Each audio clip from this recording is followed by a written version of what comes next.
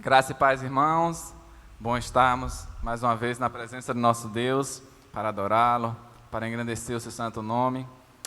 Louvamos a Deus por todos que aqui estão em número bem reduzido, somente para realizar essa transmissão. Louvamos a Deus porque o Senhor tem feito coisas maravilhosas em nosso meio, tem nos sustentado, tem nos alegrado, tem nos fortalecido na sua presença. Agradecemos ao Senhor pela vida do nosso pastor, agradecemos ao Senhor pela vida da nossa igreja, porque o Senhor tem nos sustentado, mesmo em meio a tantas crises, tantas lutas, tantas dificuldades.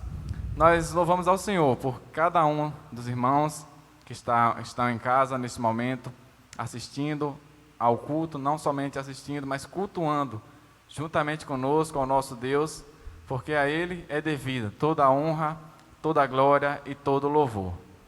Nós vamos engrandecer o nosso Deus, nós vamos adorá-lo nesta noite, vamos render a Ele a glória devida. Vamos adorar, vamos orar ao nosso Deus neste momento. Peço aos irmãos que curvem suas frontes e estejam com o pensamento ligado ao nosso Deus neste momento, para que nós possamos entregar a Ele esse culto e que Ele receba com um cheiro suave na sua presença. Pai Santo, nós somos gratos a Ti pela salvação que há em Cristo Jesus, que o Senhor derramou através do Teu Filho, Pai, naquela cruz por nós. Muito obrigado, Senhor, por cada um de nós que estamos aqui, ó Pai, transmitindo esse culto. Muito obrigado, Pai, porque o Senhor, meu Deus, tem feito grandes coisas, ó Pai, em nossas vidas. Ó Pai, em momentos de tribulação, em momentos, ó Pai, de lutas, ó Pai, que nós podemos perceber, ó Pai, também o Teu agir, perceber, ó Pai, o Teu cuidado por cada um de nós. Em nome de Jesus, ó Pai, te agradecemos pelo Teu cuidado, por cada um, ó Pai, dos Teus servos. Muito obrigado, ó Pai, pelo Teu sustento, muito obrigado, ó Pai, porque o Senhor é a nossa fortaleza, ó Pai. O Senhor é o nosso socorro bem presente, ó Pai, na hora da angústia, ó Pai. Em nome de Jesus, ó Pai, te agradecemos, ó Pai, por esse momento de nosso culto, ó Pai, na Tua presença, que, ó Pai, o Senhor receba esse culto que é dedicado somente a Ti, ó Pai. Só o Senhor é digno, ó Pai, de receber o nosso culto, a nossa adoração, o nosso louvor, ó Pai. Então recebe, ó Pai, nessa noite, o nosso louvor, o nosso culto, e esteja, meu Deus, também, meu Deus, falando a cada coração, dos que aqui estão, dos que estão em casa, ó Pai. Que o Senhor, meu Deus, esteja tocando em cada um de nós, e que o Senhor, meu Deus, esteja nos fazendo, ó Pai, servos, adoradores, fiéis a Ti. Em nome de Jesus, ó Pai, recebe o nosso culto. Nesta noite é o que te pedimos. Amém. Vamos adorar ao nosso Deus com um hino de louvor e de exaltação a Ele que é digno.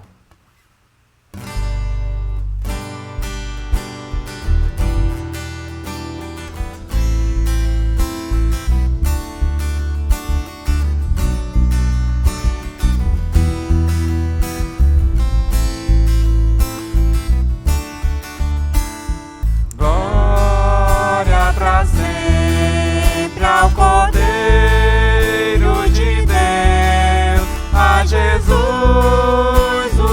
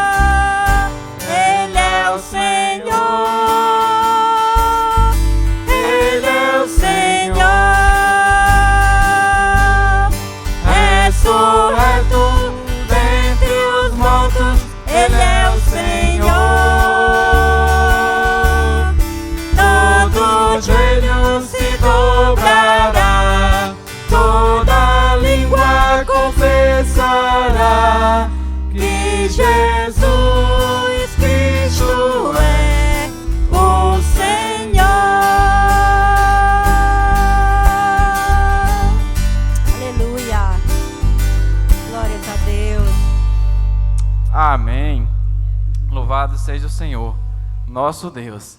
Neste momento, nós iremos ter uma participação com a nossa promotora de missões, a irmã Gilvani, que estará trazendo um momento missionário para nós nesta noite.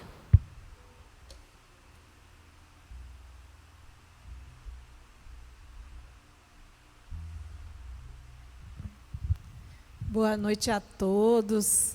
Que a graça e a paz do Senhor Jesus Cristo esteja derramada em cada coração, aqui nesta casa, com os adoradores presentes, com os adoradores que estão em casa. Nós estamos em campanha de missões e nós pedimos que você dê uma atenção especial a missões. Estamos trabalhando com missões nordestinas e missões mundiais. E quando nós nos deparamos com alguns vídeos de missões, a gente fica impactado, né? A gente fica por um momento impactado com as notícias que a gente fica sabendo dos campos. Tem as pessoas que estão bem, né? Lá, numa boa. Tem pessoas que estão sendo perseguidos e mortos e açoitados e tudo mais. E eu estava vendo um relato de um missionário, ele disse: não deixe de orar nunca pelos missionários. Eles precisam das suas orações.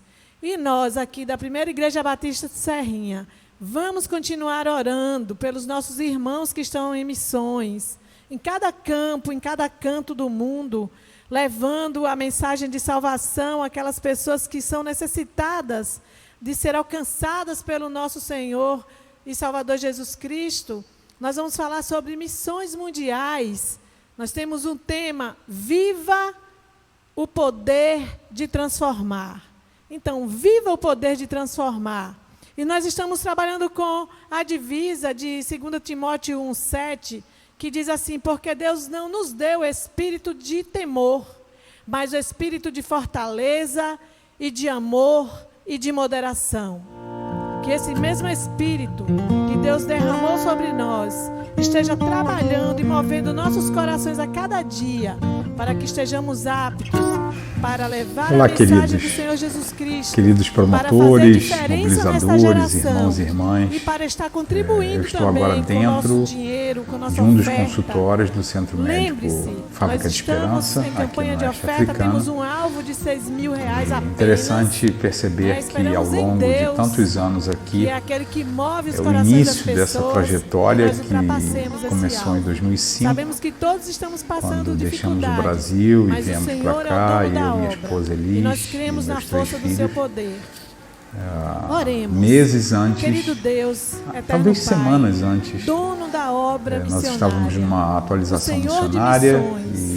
Ó Deus, nós damos já estava graças tudo a Ti, certo, porque o pastor Senhor é o nosso Timichak já Deus, tinha nos que um apresentado, dia enviou alguém vindo para para falar cá, de Jesus a para o Oeste nós. Africano. E por isso nós conhecemos o Senhor Jesus. E numa nós tarde, somos gratos, ó Deus, por eu tão senti grande um medo salvação. terrível Nós que de estávamos fazer o que eu mortos estava fazendo. nas trevas, ó Deus, o Senhor nos trouxe deixar o para a luz. Brasil, E nós somos muito minha gratos família e felizes por maior, essa tão grande salvação. e tudo por aquilo essa que tão nós grande dádiva vivíamos do Senhor no Rio de Janeiro, derramada em nossas Linhares, no vidas, Norte em do nossos Espírito Santo. corações. Abençoa vir cada pra cá. servo que está no campo, ó Pai. Eu tive muito medo. Tenha misericórdia da igreja E eu comecei a sofredora, chorar ó Pai, que muito, tem padecido pensando por Teu nome, ó Pai, pela Tua causa. naquilo o que Senhor esteja aconteceria consolando aqui e com os confortando meus seus filhos, corações. com a minha E que cada vida. um de nós Claro esteja que aqui, ó Pai, já era uma juntos, decisão segurando amadurecida, as já cordas tinha da muito oração. tempo que nós estávamos Que não nos considerando cansemos de isso, orar já tínhamos e de conhecido aqui. colaborar com essa obra que é Mas eu tua, fui tomado de um Pai. medo Que os nossos corações tremendo. estejam abertos E eu para chamei um isso, colega em nome de missionário, Jesus. pastor Joel, Amém. Nós vamos agora ouvir e abri o coração para ele. Falei, Joel, vídeo eu estou com muito da medo. música da campanha de missões mundiais.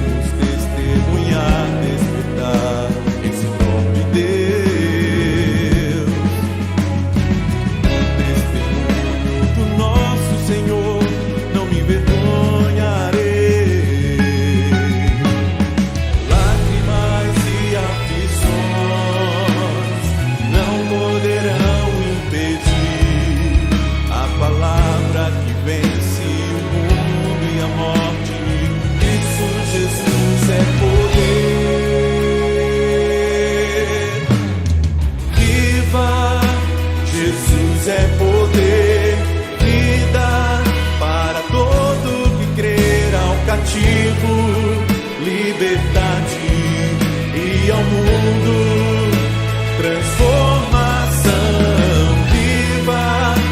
Jesus é poder, vida para todo que crê, para o ferido a cura do aflito, a esperança e para todos.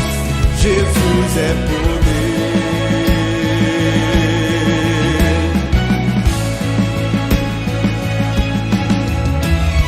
Lágrimas e aflições não poderão impedir a palavra que vence o mundo e a morte. Cristo Jesus é poder. Viva! Jesus é poder. Para todo que crê, ao cativo liberdade e ao mundo transformação viva. Jesus é poder, vida para todo que crê, para o ferido a cura do aflito, a esperança e para todos. Jesus é poder.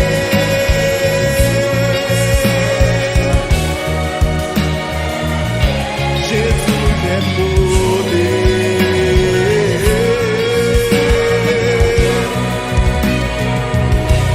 Jesus é poder.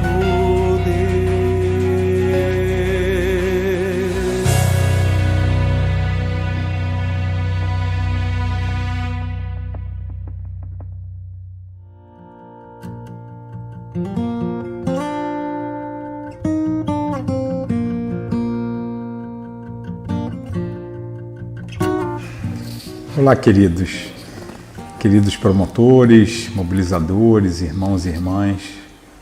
Eu estou agora dentro de um dos consultórios do Centro Médico Fábrica de Esperança, aqui no Oeste Africano. E interessante perceber que ao longo de tantos anos aqui, o início dessa trajetória que começou em 2005, quando deixamos o Brasil e viemos para cá, eu, minha esposa Elis e meus 3 filhos,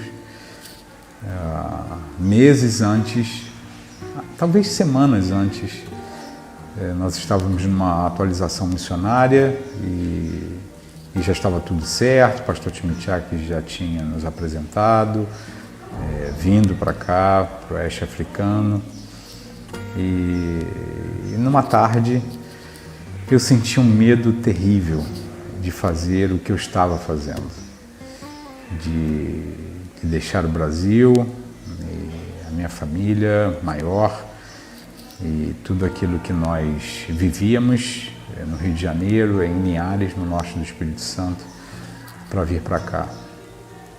Eu tive muito medo e eu comecei a chorar muito, pensando naquilo que aconteceria aqui com os meus filhos, com a minha vida.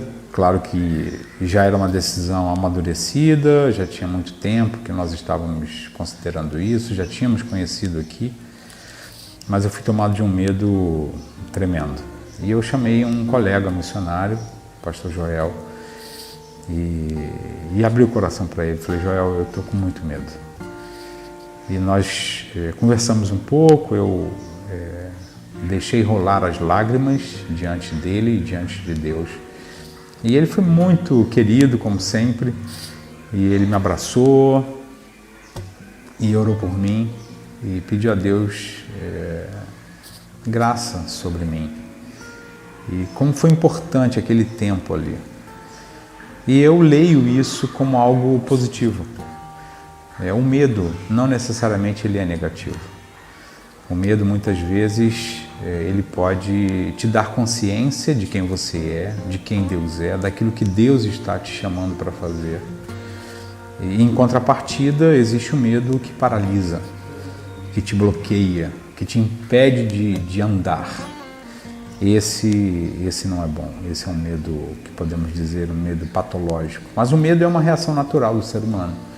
E como foi bom para mim ter sido ministrado ali e ter vencido aquela etapa, aquele medo, ter tido coragem para atravessar o Atlântico e estar aqui no oeste africano. Aqui, Deus usou e tem usado a nossa vida ao longo de todos esses anos, e a gente viveu também esse contraste de medo e coragem não poucas vezes. Em 2011, nós já tínhamos um pastor local que cuidava da igreja, de uma pequena igreja implantada pelos missionários que nos antecederam, o pastor Adoniran, a equipe dele, Vera, depois o pastor Jailson. E nós já tínhamos então esse pastor nacional, mas ele, por razões pessoais, ele disse que não teria mais condições de continuar pilotando a igreja. E nós nos vemos numa situação bem difícil, pensamos inclusive em fechar essa pequena igreja. E eu recebi de Deus essa palavra, que era para nós assumirmos essa igreja, eu e Elis. E foi um tempo bem difícil para mim, bem desafiador,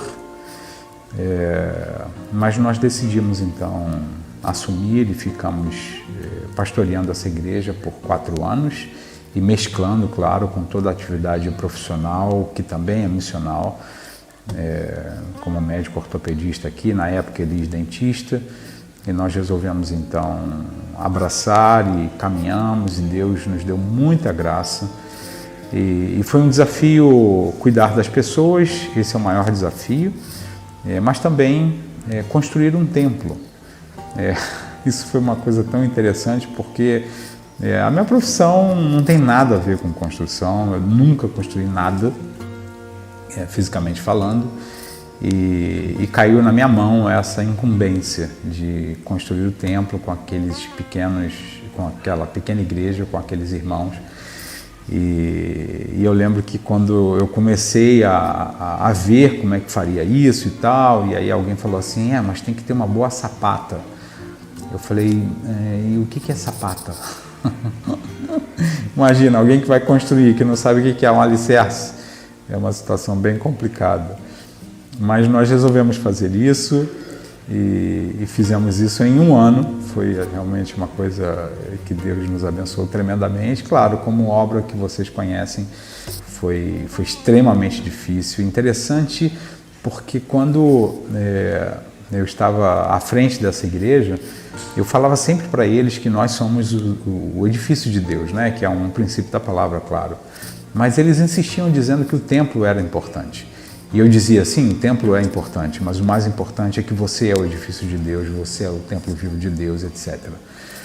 Mas quando nós construímos o templo e começamos a agir e a caminhar no templo, porque durante muitos anos nós ficamos nas casas. E no contexto aqui, isso foi uma situação bem interessante, porque na verdade eles não consideram a casa um lugar onde você possa realmente adorar a Deus, por conta da religião predominante aqui, que é a religião islâmica. Então, para eles existe um lugar sagrado. E para nós, cristãos, claro que a gente sabe que Deus não habita em templos feitos por mãos de homens, mas é o nosso local de comunhão, de estarmos juntos, de ouvirmos a palavra, de orarmos, de cantarmos, de adorarmos a Deus, de cultuarmos ao Senhor, e que acaba sendo isso também um sinal para aqueles que nos cercam. E isso teve uma repercussão tremenda no seio da igreja. Deus nos deu esse templo, construído 100% com os recursos das igrejas batistas brasileiras.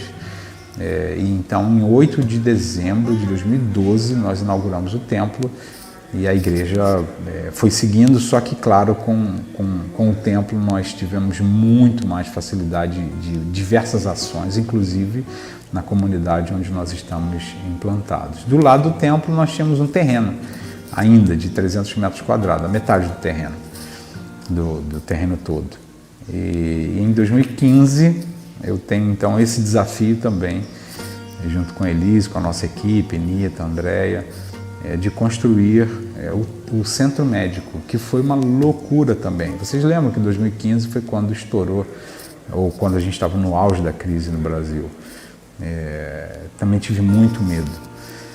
Mas Deus também nos deu coragem, cabeça no lugar, pés no chão, e pensamos se realmente era o tempo. E Deus disse sim, pode ir em frente. E nós fomos com a retaguarda da Junta, claro, esse é um projeto da Junta de Missões Mundiais, que nós fazemos parte, e das igrejas batistas e de algumas igrejas específicas que compraram realmente a ideia, abraçaram isso.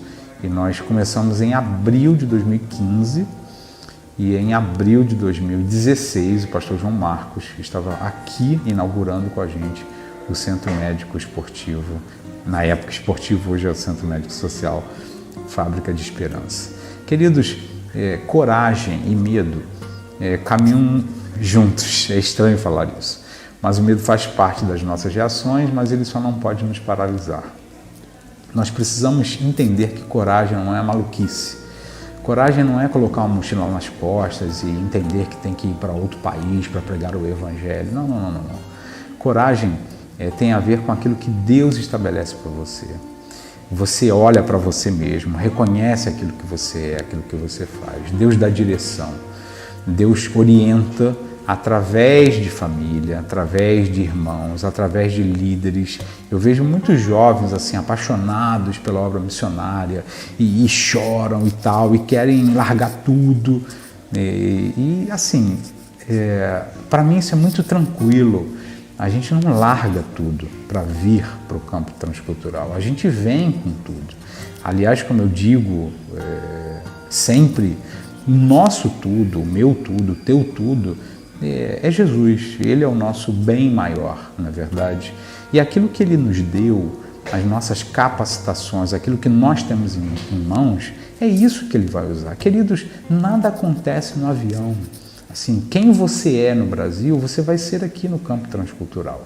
Então nós precisamos de preparo, nós precisamos de caminhada, nós precisamos ouvir pessoas, nós precisamos habilitar as nossas mãos para atravessar a fronteira e ser sal e luz onde o Senhor nos traz, nos leva.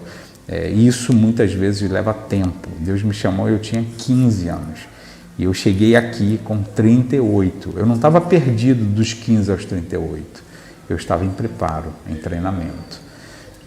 Para aquela época e para depois desse tempo aqui. Que Deus te abençoe. Ainda que você tenha medo, encare. O medo não vai te paralisar. Deus é aquele que disse para Josué e diz para mim e para você também. Tenha coragem. Eu estou com você. Não se desvie nem para a direita, nem para a esquerda. Fique firmado na minha palavra. Norte, foco, sem maluquice de novo, mas fazendo aquilo que Deus realmente quer que você e eu façamos. Que Deus te abençoe, em nome de Jesus.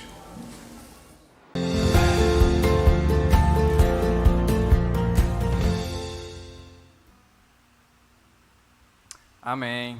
Vamos dar continuidade ao nosso culto, adorando ao nosso Deus, porque aqueles que confiam no Senhor, eles são como um monte de Sião, que não se abala, mas permanece para sempre. E assim somos nós, servos do Senhor, que tememos ao nosso Deus. As lutas vêm, mas é só para nos testar, porque o Senhor, Ele nos fortalece, nós continuamos vencendo todas as batalhas. Amém?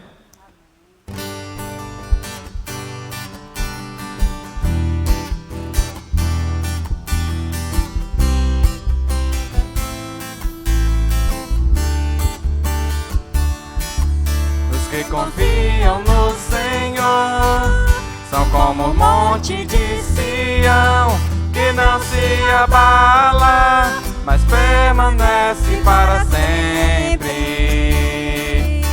Como em volta de Jerusalém estão os montes, assim o Senhor em volta do seu povo. Autoridade e poder, o domínio em suas mãos, pois o Senhor é Deus, o Senhor é Rei dos povos. Cale-se diante dele tuas mãos, pois o Senhor é Deus, o Senhor é Rei dos povos. Não dá, Sem Jesus não dá. não dá, Sem Jesus não dá pra viver, não dá, Sem Jesus não dá para ser feliz. Não dá, Sem Jesus não dá.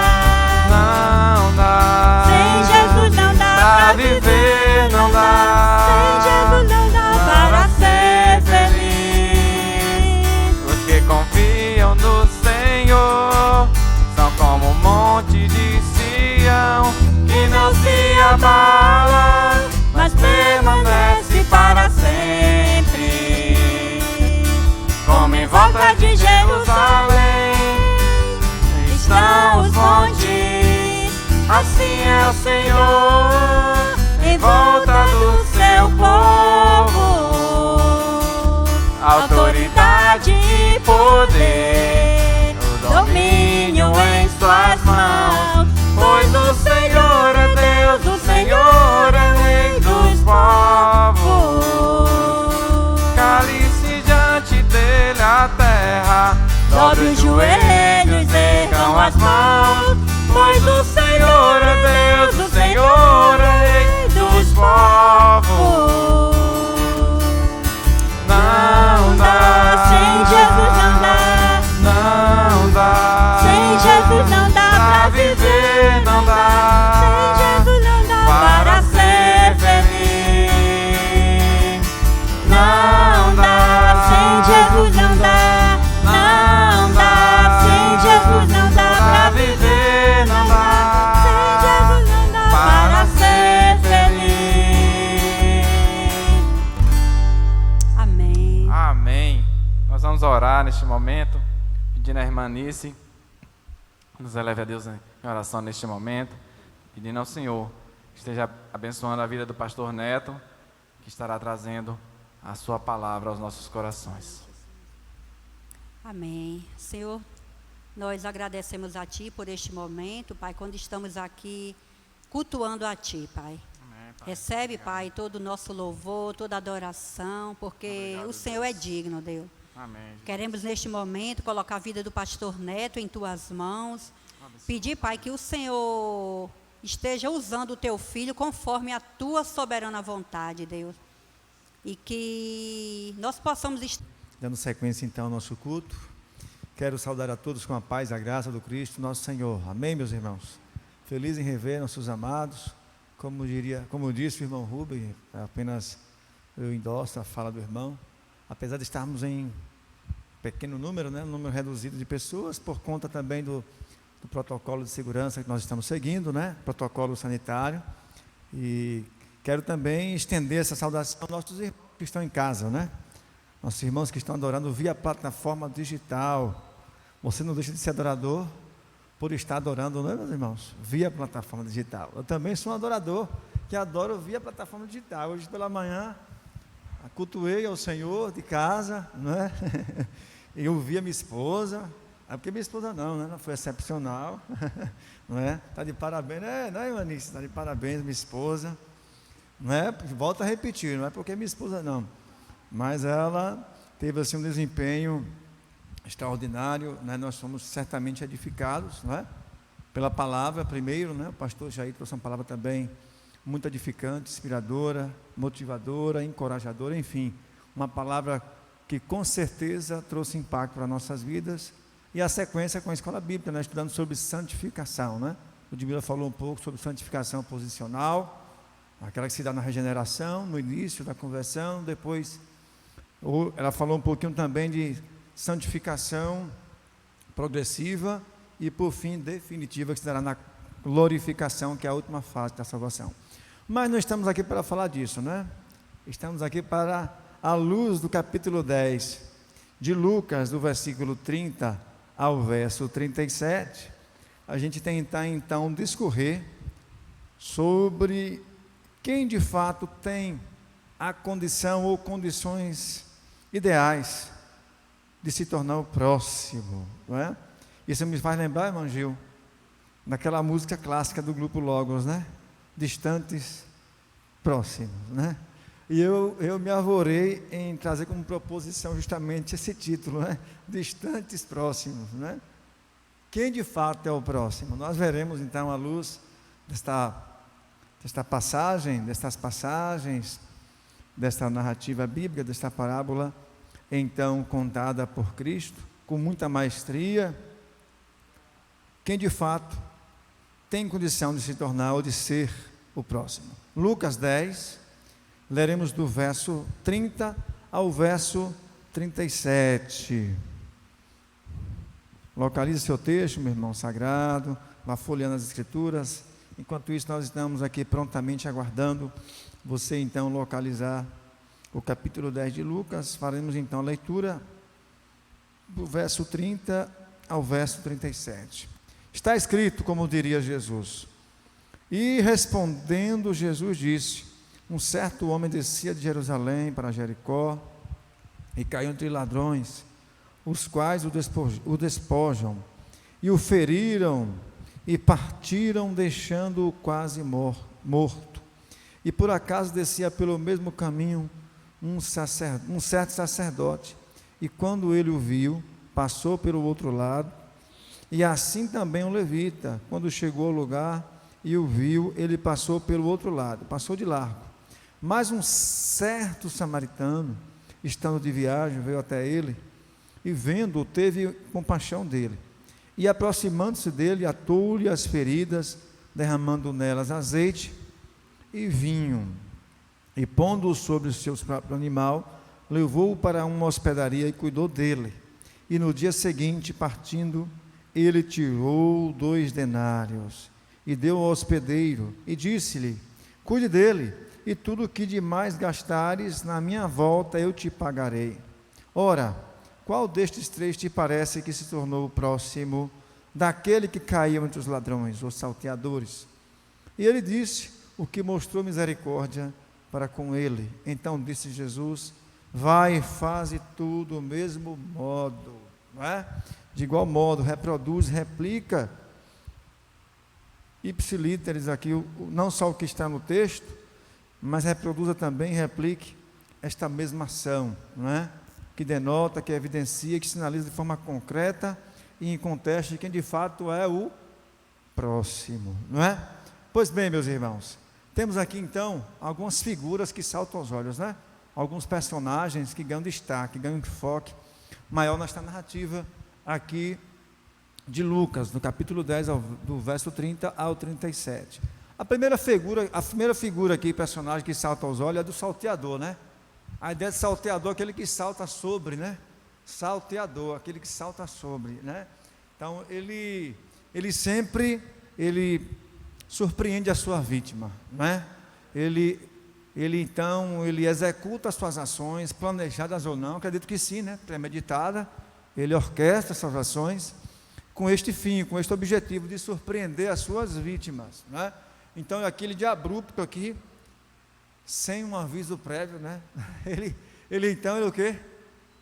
Ele aborda a sua vítima com a intenção de se apropriar do que é dela, não é?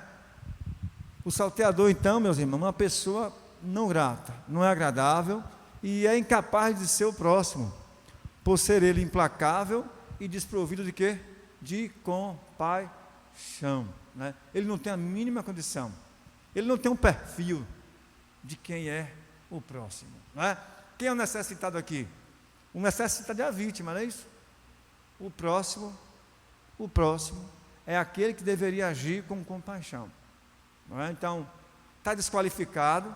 Então, o salteador está desqualificado, ele não tem a mínima condição, ele não tem o perfil ideal, ele não se enquadra no perfil de alguém que é o próximo, meus irmãos, não tem, não é?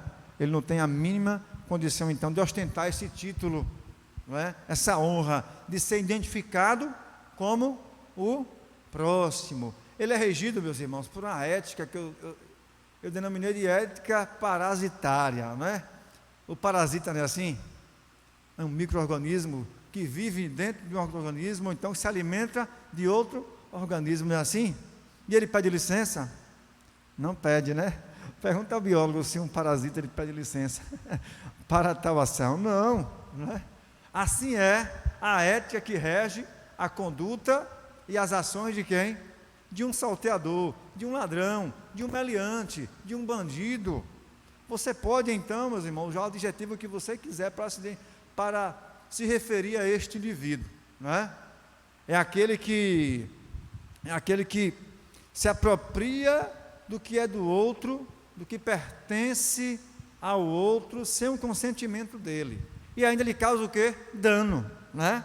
Lhe causa dano, lhe causa prejuízo, porque ele acaba se apropriando, se subtraindo o que é do outro, né? Então, tem pessoas que, apesar de não ser um salteador, age como se fosse, porque é regido pela ética parasitária, vive se alimentando e se nutrindo do que é do outro. Inclusive no nosso meio, meus irmãos, tem pessoas que vivem como este salteador, não é? Se apropriando do que é do outro, como se fosse um parasita, não é? Esta é a ética do salteador, a ética parasitária. E aqui, meus irmãos, independente de haver ou não anuência, o consentimento da vítima, ele vai se apropriar, não é? Com certeza, ele vai se apropriar do que é do outro. Ou seja, o que é do outro também é meu. Queira o outro dar ou não o que lhe pertence, meus irmãos. Esta é a ética de quem? Do salteador, do meliante, não é? Daquele que acomete o outro de abrupto, sem um anúncio prévio, não é? E ainda que ele faça isso, ele não dá à vítima a mínima condição de defesa, e também não é aconselhado, né, se defender nesses casos, né? O melhor a se fazer é render-se mesmo e permitir que as coisas sejam então facilitadas, não no sentido de ser conivente com a ação, não é? Então, meus irmãos, a primeira figura aqui que é desqualificada para tanto, para ser identificado ou ostentar o título de próximo aqui, é o salteador, não é? Porque ele se utiliza dessa ética, não é? Dessa postura ética parasitária. Ele se alimenta, ele se nutre do que é do outro, ainda que o outro não dê a ele consentimento, não é? Acredito eu que nenhum de nós aqui é regido por essa ética, não é, meus irmãos? Sem sombra de dúvida. Às vezes, não quero comparar ninguém aqui, né? Fazer essa analogia, jamais. Há um parasita, mas às vezes as circunstâncias, elas nos impulsionam, ou elas são um gatilho que desencadeia o quê? Algumas crises, inclusive de ordem econômica. E aí você precisa, às vezes, recorrer a quem tem para o quê? A quem tem mais do que você, para suprir a sua e atender a sua necessidade. Isso é perfeitamente aceitável, meus irmãos, e compreensível. Paulo Paulo declara lá, foi Lucas que escreveu, né, no capítulo 20 de Atos, não é? Capítulo 20, verso 35, ele diz, olha, bem declarou Jesus, bem-aventurado, mais bem-aventurado é dar do que receber, porque só oferta, só dá, só doa, só compartilha quem tem. Então é um privilégio, é uma honra, não é isso, meus irmãos? É uma honra. E Paulo, quando escreve aos Coríntios, na sua segunda epístola, capítulo 8, ele diz que existe uma graça para aquele que doa, porque é uma graça participar, é um dom, é uma graça participar da necessidade do outro, dos anseios do outro. Quando você supre esses anseios, essas necessidades, essas carências, essas privações, não é? Mas aqui, neste caso, meus irmãos, ele não se utiliza então desses meios para se obter aquilo que ele almejava então conquistar, porque o salteador é um indivíduo que ele age de forma abrupta, não é? De forma abrupta. Então ele não tem jamais o perfil ideal para ser enquadrado aqui ou identificado como o próximo.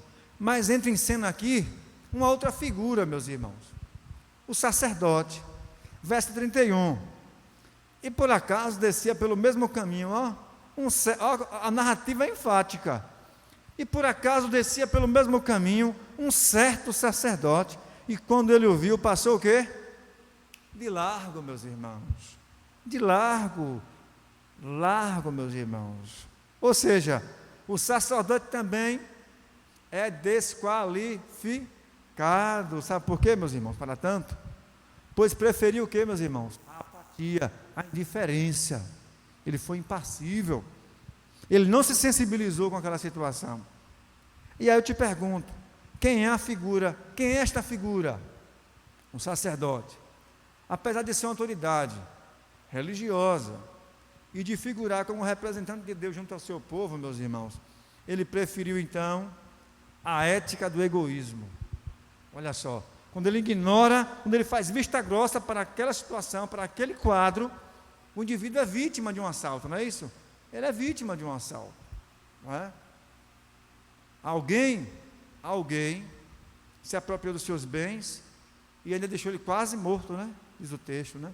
E aí, o sacerdote, que é uma figura respeitada, não é isso? Era uma figura muito respeitada, ele figurava ali, né, entre os representantes de Deus e o povo. E mais, meus irmãos, o sacerdote era um intercessor, não é? Era alguém muito respeitado, era uma figura muito respeitada, não é? E de quem mais se esperava, pouco o que se obteve, ou quase nada, ou nada se obteve. A verdade é essa, meu irmão, né? Às vezes de quem mais se espera, pouco se obtém, ou nada se obtém, não é isso? A gente cria expectativa. Ora, é um sacerdote, é um pastor, é um padre, né? É um representante de Deus, né? Ele é um indivíduo que é uma espécie de naquele contexto, sim, era intermediador, não é? Porque era um contexto denominado de contexto sacerdotal ou sacerdotalista, né? Existia então o sacerdotalismo na época. Ninguém tinha acesso ao Santo dos Santos. Então, uma vez ao ano, claro, era o sumo sacerdote que adentrava ao Santo dos Santos, aquele compartimento, né? Que só tinha acesso exclusivo o sumo sacerdote. E o sacerdote aqui, meus irmãos, é como se fosse a figura do pastor, uma autoridade eclesiástica, investida de autoridade espiritual, conferida por Deus. Ele também tinha essa autoridade conferida por Deus, não é? Mas isso não foi o suficiente para gerar nele o que? Sensibilidade, não é? Não foi. Ele lançou mão da ética, não foi parasitária, mas foi a ética egoísta, não é? Ele preferiu então ignorar o fato, passar de largo. Algumas versões dizem que ele passou de largo, né? Ele optou então pela indiferença, meus irmãos, pela indiferença. E aplicando, e traduzindo, e trazendo para o nosso contexto, meus irmãos, para o nosso tempo, não há muita diferença. Ah, pastor, o pastor quer dizer então que a igreja incorre no mesmo erro? Não é toda a igreja. Há exceções, sim. E a gente não pode nem deve, meus irmãos, né, ser indiferente a esta realidade. Que realidade? A indiferença na vida de algumas pessoas, quando não de algumas comunidades, diante de quê, meus irmãos? Das carências, das privações, das adversidades alheias. Quantas vezes você já teve a oportunidade de ser a resposta de Deus para a oração do outro e você preferiu agir como sacerdote? Você ignorou. Deus te abençoe, meu irmão, vá em paz. Mas eu tenho certeza que nesse dia, se o irmão estivesse precisando de um pão, ele saiu com fome, mesmo você desejando que Deus o abençoasse, não é? João diz isso. Filhinhos, não ame apenas em palavras, mas com ações, e ações práticas, concretas, meus irmãos, não é? A gente não pode jamais, em hipótese alguma, admitir sequer a possibilidade de agir como agiu o sacerdote, né? De reproduzir, replicar essa ética, a ética do egoísmo. O salteador foi a ética parasitária, não é? O que é do outro me pertence, é meu, querendo ele ou não, consentir, é meu. Já o egoísta não, o que é meu é só meu. O que é meu é só meu. Esta era a ética professada pelo sacerdote. E em nosso tempo, meus irmãos, a nossa igreja, não estou falando da primeira igreja batista, estou falando no sentido mais amplo, mais abrangente, mais macro, universal. A nossa igreja, do nosso tempo, ela tem pecado muito nesse aspecto. Ela está aquém do ideal, meus irmãos. Está aquém do ideal. Se Jesus perguntasse, quem é o próximo? Certamente, não teríamos muito em nosso meio. Não teríamos. Teríamos muito necessitados. Muitos necessitados. Teríamos muitos necessitados. Mas teríamos poucos que receberiam esse título. Próximo. O pastor Paulo César, do Grupo Logo, ele foi muito assertivo, irmão Gil. Quando ele compõe essa letra, e ele mesmo interpreta, né? Ele compõe a música. Certa vez alguém caído percebeu que os outros eram outros como eu. Perceberam o seu cansaço mais distante dos seus passos. Se negaram a lhe oferecer a mão. Mas no meio desses outros houve alguém que, chegando perto, logo ajudou. Pois tratou seus machucados, deu carona, olha, e uns trocados, e ainda com amor o hospedou. Esse é o mundo de distantes próximos. Esta gente é igual a nós, meus irmãos. Um dia ele, um dia pode ser nós, não é? Um dia sou eu, um dia pode ser você. E assim, sucessivamente, meus irmãos. É como diria aquela velha frase batida, mas que ainda é muito válida. E vale a pena ser mencionado, o mundo dá muitas voltas, não é? É um movimento cíclico, não é? Muitas voltas. As ações nossas, se ela não repercutir agora, lá fora, ela repercute um dia na vida de alguém, seja por causa do bem que você fez a alguém, com o qual você contemplou alguém com o mal, seja negligenciando o amor ao próximo ou não, isso vai repercutir positivamente ou negativamente, meus irmãos. Veja, eu lembro de uma reportagem, de uma matéria que foi exibida na Bandeirantes, se eu não me engano, sobre a Cristolândia. Eu fiquei muito orgulhoso de ser cristão. E cá para nós, né? Vou puxar a sardinha para a nossa brasa, né? E muito orgulhoso de ser um cristão batista. Apesar de não ter orgulho de ser batista, eu tenho orgulho de ser cristão. Não é? E amo a minha denominação, a sua denominação, não é? Mas eu fiquei ali radiando de alegria, não é? Foi radiante a minha alegria, a minha satisfação por presenciar aquela cena, a igreja cumprindo o seu real propósito, contemplar o próximo integralmente, em sua totalidade, agindo como o próximo, como o samaritano, o certo samaritano, não é? Ela ama, mas ama com ações práticas, não é? Amar só em palavras, meus irmãos, isso é muito comum em muitos casamentos que estão em crise, né? É ou não é? Amor, te amo, né? Mozão, amor da minha vida, não é? Mozinho para lá, mozinho para cá, meu bem para lá, meu bem para cá, e aí meses, anos depois, meus bens para lá, meus bens para cá, ou seja, divisão de bens, não é? Por quê, meus irmãos? Por que estou dizendo isso? Porque às vezes, meus irmãos, nós somos como esses casais, não é?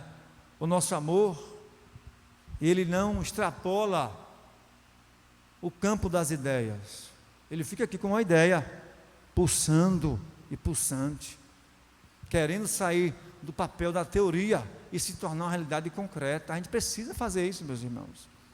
A gente precisa fazer isso. E isso tem que ser uma realidade extensiva a todos.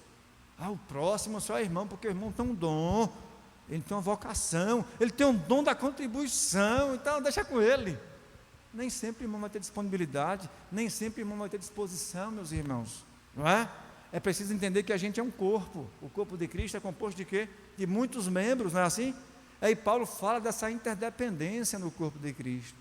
E a gente canta muito isso, né? Eu preciso de você, você precisa de mim. E nós precisamos de Cristo até o fim, né? Mas aí tem gente que só sabe cantar, eu preciso de você. E aí quando é preciso que você precisa de mim, ele salta fora. Tem gente que é assim, né? Oxe, eu preciso do irmão, mas se ele precisar de mim, essa parte da música eu não canto, né? Eu não canto, não é assim. É muito conveniente, muito confortável, né, irmãos? Agir e cantar assim. Então, esta é a ética que a gente precisa combater, a ética do egoísmo, meus irmãos. Precisamos combater em nós primeiro, e combater no outro, como? Sendo exemplo para o outro. Eu não preciso ficar confrontando ninguém não, meus irmãos, não é isso? Não preciso não. O meu exemplo, me colocando como modelo, como referencial, como parâmetro para o outro, vai gerar constrangimento no outro. Oh, rapaz, porque eu não sou assim? Porque ele é, eu não consigo ser. Entendendo, meus irmãos? E tudo vai mudando, né? A situação, né? Na situação. Mas também existe uma outra figura, que era o levita, uma espécie de sacerdote também, que era o auxiliar, o assistente do sacerdote, não é? Os levitas, meus irmãos, ele era uma espécie de oficial da igreja, né? Nós temos no nosso meio, no nosso sistema de governo, se admite então duas figuras como oficiais, né? Os pastores e os diáconos, não é isso? Os diáconos são aqueles que assistem ao pastor, não só em tempo de ceia não, meu irmão, a gente tem essa ideia equivocada, né? Reducionista, não. Diácono é aquele que serve à mesa, não. As atribuições dele é muito mais ampla e abrangente do que se possa imaginar, meus irmãos. Esta é a figura do diácono. Então o levita era uma espécie de assistente, né? O levita, ele tinha como função principal aqui, meus irmãos, era então, até o ensino, ele tinha essa incumbência, né? No Antigo Testamento, de incutir na mente do povo o quê? A lei, não é? E também as suas atribuições eram relativas ao culto, também, designadas por Deus também para o cuidado do templo e também do culto, não é? É como se fosse hoje os ministros de louvor e o dirigente que organizam e deixa tudo bem concatenado em relação à liturgia, não é? Então é como se fossem ministros litúrgicos, não é? Eles organizavam a liturgia ali, o culto, os elementos que compõem o culto, os ritos, não é? Eles carregavam a arca, né? Diz a Bíblia, né? Carregavam a arca, eles conduziam, se não me engano, estes eram os levitas. E aí, meus irmãos, esse certo levita, no versículo 32, ele poderia quebrar esse ciclo do egoísmo, mas não quebrou não, veja bem, para não ficar minhas palavras. E assim também o levita, quando chegou ao lugar e o viu, ele passou o quê? Pelo outro lado, passou de largo. Meus irmãos, veja bem o que eu vou dizer. O mau exemplo, ele é facilmente o quê? Reproduzido. Já observou isso? Veja um filho, se ele não reproduz com muita facilidade, se ele não já tem essa predisposição, essa inclinação em replicar e em reproduzir o que você faz, ele se inspira nos pais. Se você fala a sua verdade, ele se inspira nisso, ele começa a reproduzir a verdade. Por que você não mente? Porque meu pai me ensinou, e me ensinou com a vida, que mentir é pecado, e que Deus é verdade, e que se Deus é verdade, Ele quer que andemos nesta verdade. E aí, o levita, o assistente, ele poderia quebrar o ciclo do egoísmo? Ele poderia contrariar essa ética do egoísmo? Sim, mas ele optou em fazer o que, meus irmãos? Em dar sequência, não é? Em dar sequência, se tornou um paradigma, um padrão a ser seguido, que poderia ter sim sido quebrado, né? E fazer diferente, mas ele não fez, né? Contudo, ele preferiu o que, meus irmãos? A apatia como a opção mais cômoda. Assim somos nós às vezes, a gente quer reproduzir aquilo que é mais fácil, não é, meus irmãos? Aquilo que é mais cômodo para nós, não é? A julgar em tempo de campanha de missões, em período de campanha de missões, não é? Quem tem a disposição de desembolsar altas somas? Poucos. E não é porque falta dinheiro não, meus irmãos. É porque falta o quê, meus irmãos? Empatia. Falta empatia. Você se colocar no lugar do outro. Os pastores e missionários que estão nos campos, passando por agruras, por as intempéries dos campos de missões, meus irmãos. Falta empatia em nós. E a gente prefere então reproduzir a mesma ética do sacerdote e do levita, porque é mais cômodo. É mais cômodo, não é? Aquilo que exige de nós mudança nos incomoda, já percebeu? Aquilo que exige de nós mudança de postura, de conduta, de atitude, gera em nós o que, meus irmãos? Incômodo. Aí por gerar incômodo, a gente fica então armado, a gente fica então num estado de letargia, ou mesmo num estado de inércia. Você não quer sair de onde você está, da zona de conforto. Está tudo tão bom, pastor, está tão legal assim, eu não quero mudar, assim está ótimo, eu não preciso mais dizimar, não preciso mais ofertar, contribuir com missões, os necessitados para mim, Deus supre, eu oro por eles, então acho que Deus ouve a minha oração. Não basta, isso não basta, meus irmãos, não basta, a sua oração não basta. A oração pressupõe ação, como diria Calvino, ora et labora, ora mas também haja. Você tem que agir, orar e agir, falar e agir, não é? A gente prefere falar, não é assim? Não é mais cômodo? A gente prefere falar, não é, irmã Nícia? Falo tanto, irmã Nícia, dia de segunda-feira na rádio principalmente, não é, irmã Nícia? No programa Conversa com o Pastor, inclusive, meus irmãos, ouçam-nos às segundas-feiras, às 13h30 da tarde, o programa Conversa com o Pastor na Rádio Continental, AM de Serrinha, toda segunda-feira, às 13h30, não é? Conhecido como 15h30, e às terças-feiras no Instagram, nós temos um dedo de prosa, viu, teológica também, todas as terças-feiras, às 19 horas, com o pastor Márcio, nosso presidente da ordem, e esse que vos fala, pastor Graciliano. Sua participação é indispensável, participe. Voltando então para a reflexão, meus irmãos, para esta prédica aqui então. Então, a verdade, meus irmãos, voltando então a falar dessa figura, o levita, a verdade é que nos parecemos muito, né? Mas muito no sentido pleno da palavra, tanto com o sacerdote, como com o levita em questão. A gente se parece, a gente se identifica muito com ele, ainda que não seja, não é, permanentemente, né? Temporariamente às vezes, a gente comete os mesmos deslizes, a gente prefere às vezes a apatia, a indiferença, a gente prefere fazer vista grossa, a gente prefere passar de largo, e aí se torna um distante próximo, ou um próximo distante, não é assim?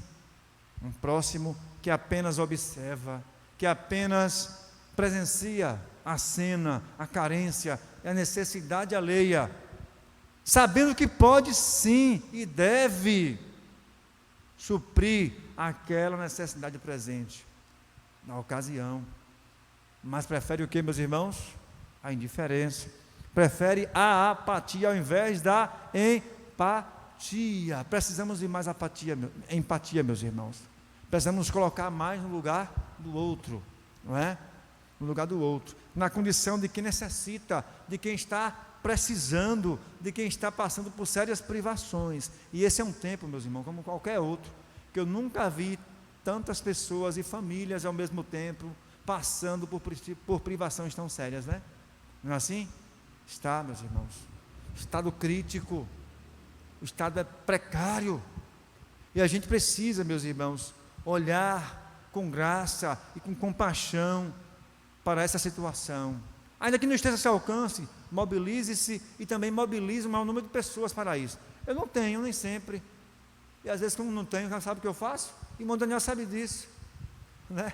Eu recorro a ele, recorro ao irmão Rubem, há tantos irmãos aqui, eu coloco lá, disparo um monte de mensagem via WhatsApp, e sempre tem aqueles que chegam o quê? Juntos, prontamente, né? Com prontidão e presteza, estão sempre atendendo às nossas solicitações, e aí, meus irmãos, a gente acaba somando, agregando e atendendo, por conseguinte, as necessidades do outro.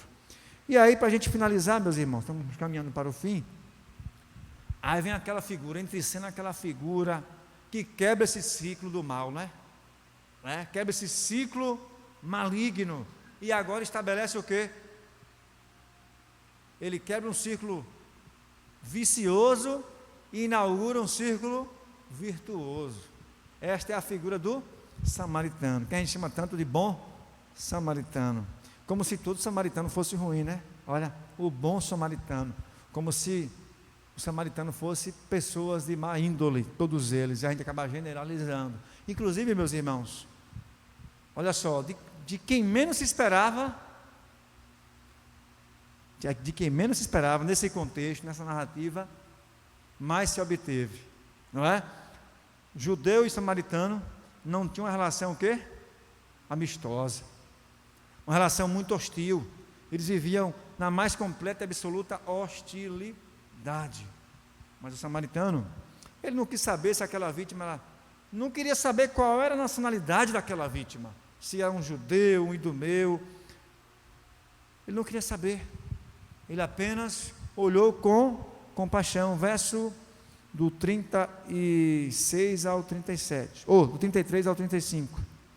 Mas um certo samaritano, estando de viagem, veio até ele, e levando, teve compaixão dele, e aproximando-se dele, atou-lhe as feridas, derramando nela azeite e vinho, e pondo sobre o seu próprio animal, levou para uma hospedaria, e no dia seguinte, partindo, ele tirou 2 denários e deu-os ao hospedeiro, e disse-lhe: cuide dele, e tudo que demais gastares na minha volta eu te pagarei. Meus irmãos, vamos tentar então traduzir em miúdos aqui, né? Em outras linhas gerais aqui, é como se ele estivesse então assinando um cheque branco. Ó, eu só tenho isso aqui em espécie, mas vou deixar um cheque branco assinado. O que ele precisar, põe esse cheque aí. E esse cheque é à vista, não é pré-datado não, ó. Hoje mesmo você já pode dar entrada lá e sacar, não é? E aí, meus irmãos, salta os olhos então esta figura, que ganha muito destaque, não é? E com certeza com mérito. O samaritano evidencia na prática e de forma contundente a real dimensão e significado de ser o próximo, meus irmãos. Ele é um distante, próximo, distante. Um distante próximo, era um viajante. Ele interrompeu a sua viagem, né? Seu itinerário, sua viagem, parecia ser longa, né? Tanto é que ele tinha até o kit de primeiro socorro, né? Azeite, não é? E vinho. O vinho, meus irmãos, adicionado ali com azeite, ou até mesmo em alguns casos, se eu não me engano, no caso de Jesus, deram a Jesus inicialmente azeite, mirra e vinho, para atenuar a dor, o sofrimento, porque os soldados se utilizavam, os romanos, em caso de ferimento, como uma espécie de sedativo, como uma espécie de narcótico para suavizar a dor. Então aqui ele estava se utilizando, né, do seu kit de primeiros socorros, e compartilhou com quem tinha necessidade, né?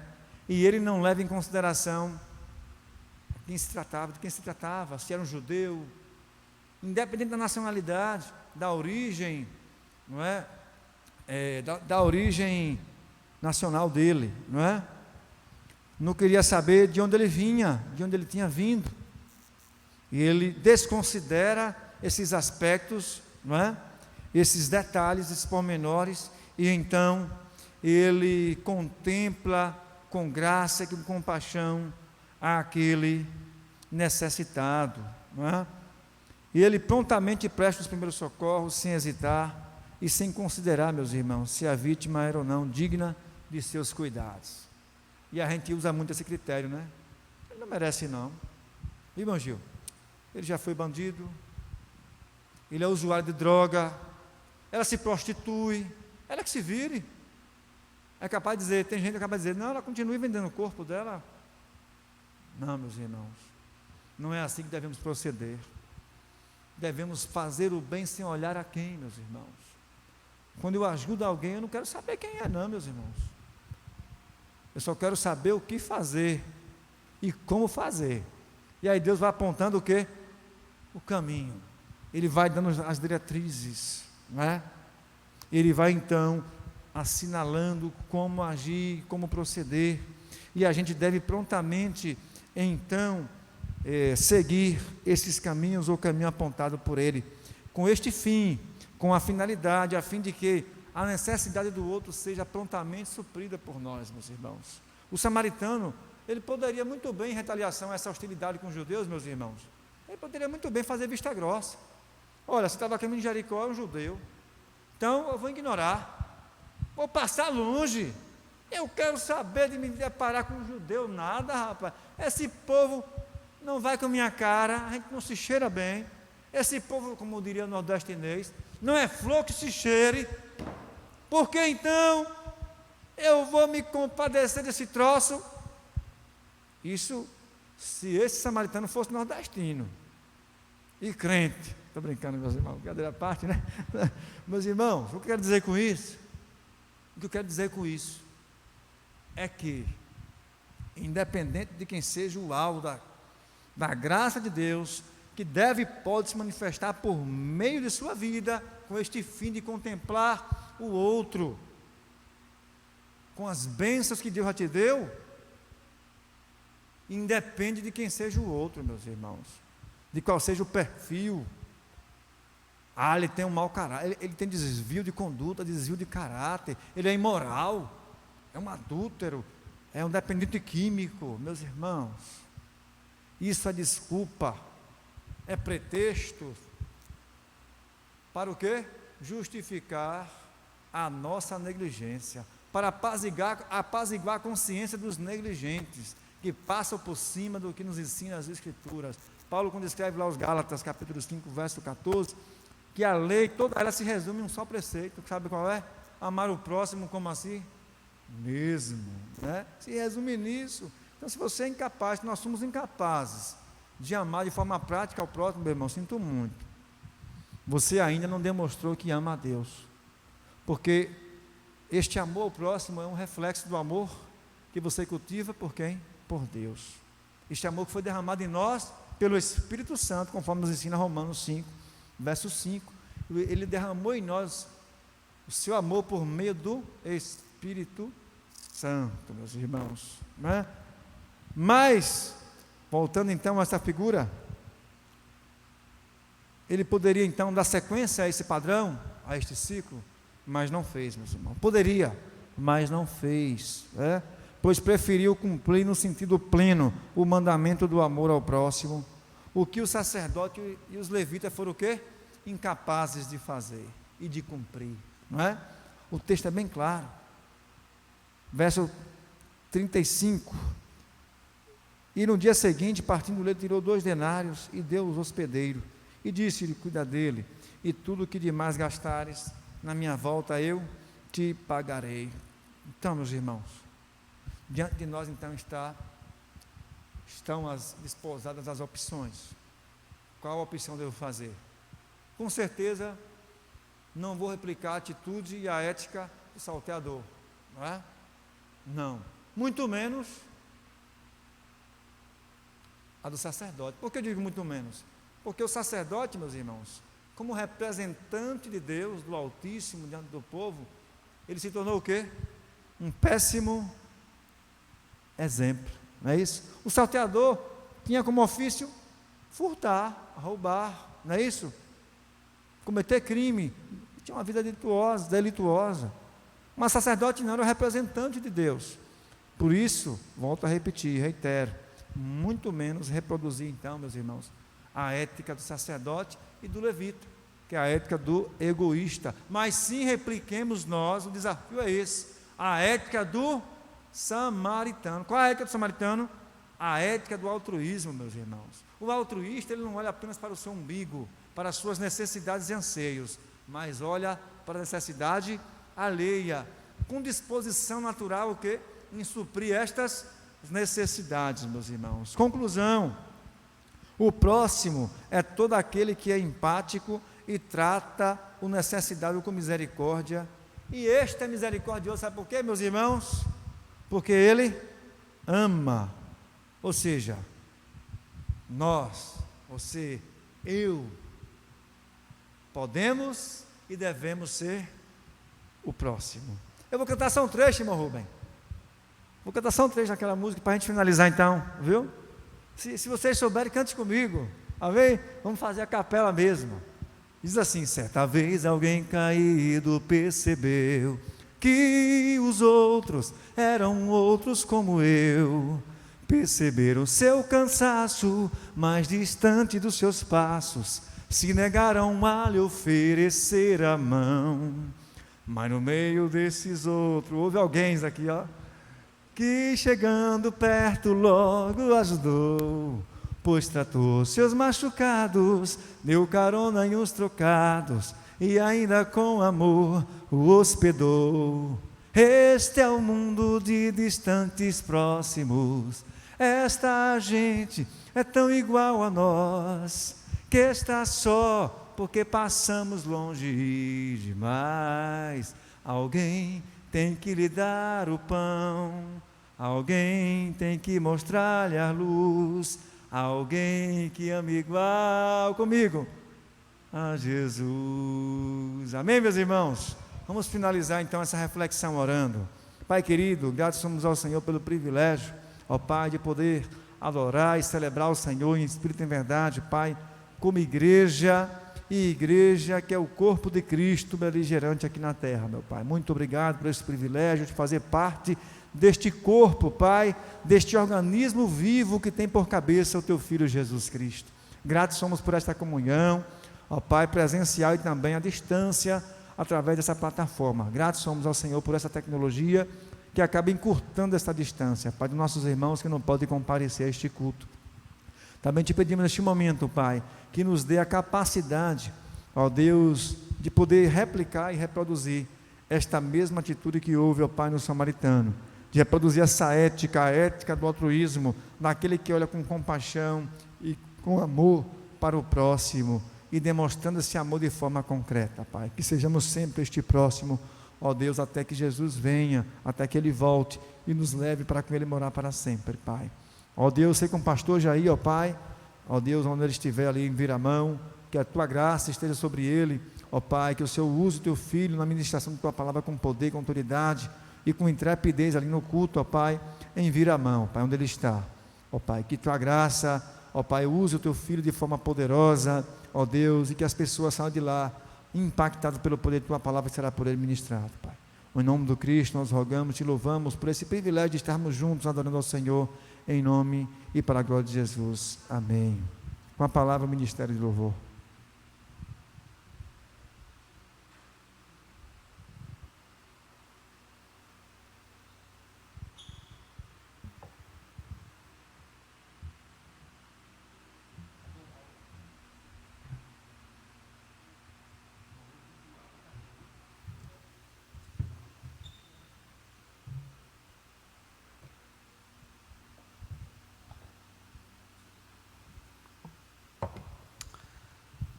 Amém.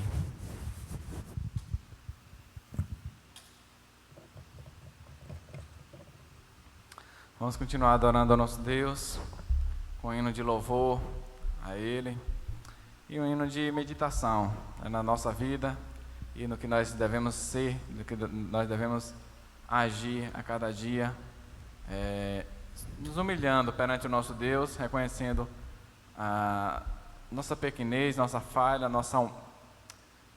que nós somos, reconhecendo que nós somos falhos e que necessitamos a cada dia estar nos colocando diante do nosso Deus para sermos usados por Ele.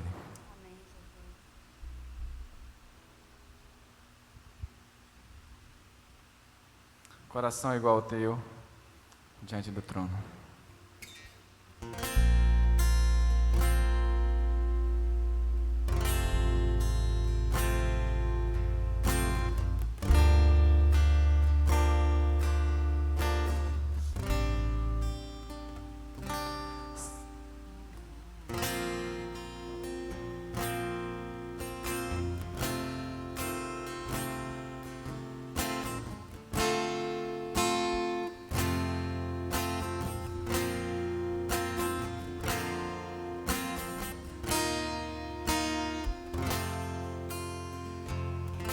Se tu olhares, Senhor, para dentro dentro de mim,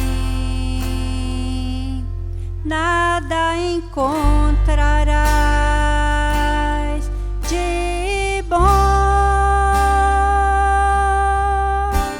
mas um desejo eu tenho de ser transformado. Preciso tanto do teu perdão, dá-me um novo coração. Dá-me um coração igual ao teu, Meu mestre, dá-me um coração igual ao teu, coração disposto a obedecer, cumprir todo o teu querer. Dá-me um coração igual ao teu.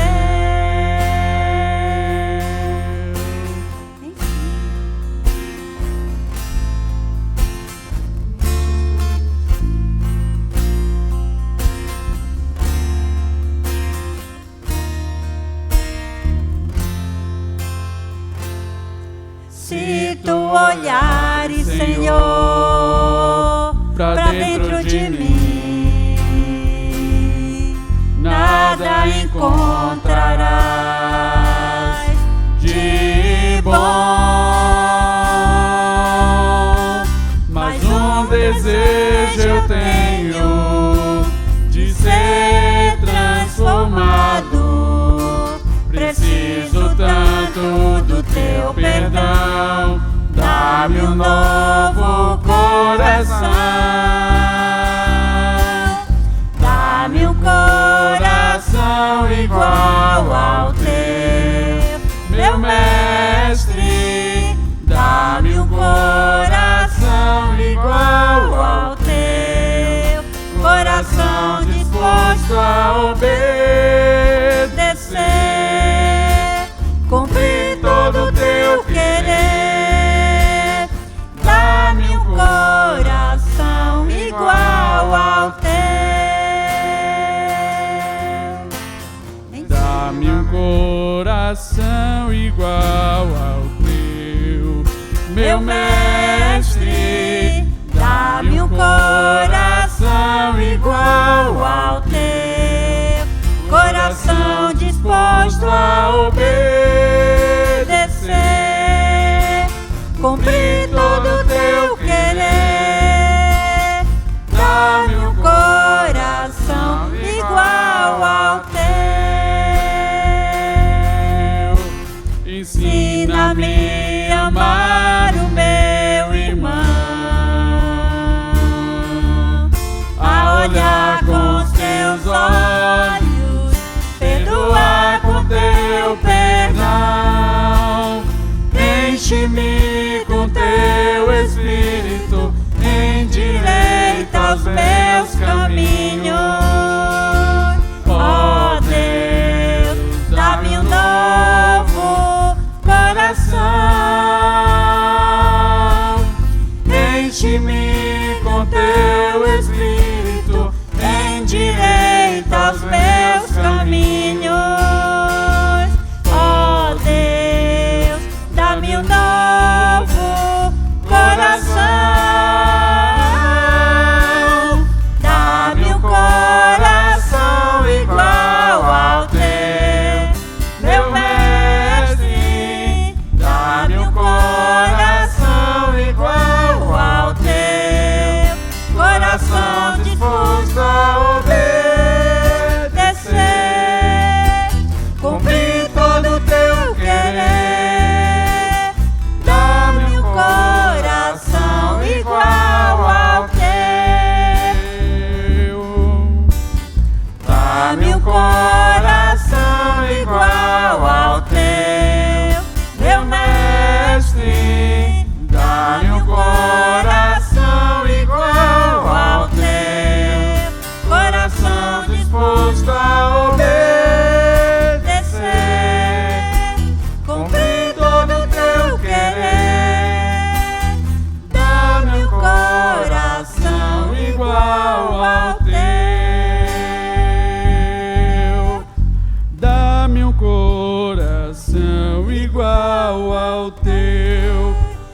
coração disposto a obedecer.